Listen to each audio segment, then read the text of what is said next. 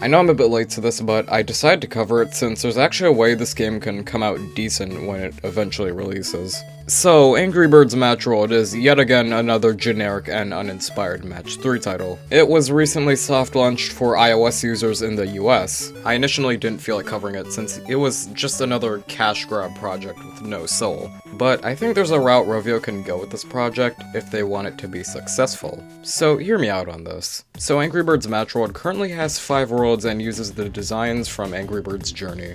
Since this is a spin-off, I don't really mind it that much. The gameplay is very generic and is quite literally just complete objective, done. There are bonus levels that give you coins, but they're pretty useless since the only thing you can use coins for in this game are extra moves. This game is also a reskin of another generic Match 3 game Rovio made called Bloom City Match. Some of Bloom City Match's assets are even in the files. That's really all you need to know about this game. Now here's a way Rovio can actually make this game decent. Remember Angry Birds Fight? It was Rovio's first experiment with a Match 3 title and it actually worked. When the game shut down and had its servers closed, people made mods recreating the game so fans could relive their nostalgia with it to this day. That's how much the community cared about it.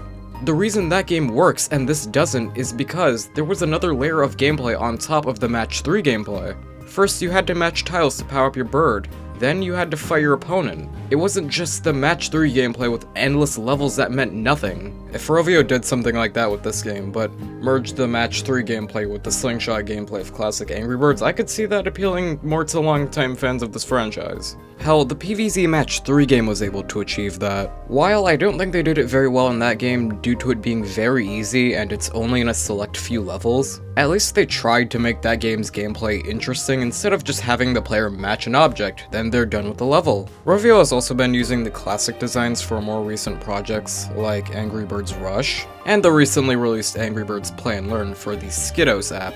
Doing the same with this game will make a lot of sense, and it gives this game a lot of personality. Have the levels be put into packs instead of just being endless. Add the iconic sounds of the birds, pigs, and structures. Instead of having the tiles be basic random objects, have the tiles be items that fit with the franchise, like the blocks, the smiley face, the eggs, the Mighty Eagle sardine can. They should also make the music capture the charm of classic Angry Birds. I know Angry Birds Classic doesn't have much tracks, but Angry Birds Trilogy and Angry Birds for Cacao have tracks for them that fit the vibes of the main theme and the cutscene theme. Maybe they could bring back Ari Pulkkinen to compose the soundtrack. And finally, I would suggest changing the name, since it's so basic and just makes this even more of a generic Match 3 game. If they want this game to succeed, they need to start all over and make this project feel more like an Angry Birds game instead of another generic soulless game trying to cash in on a popular trend.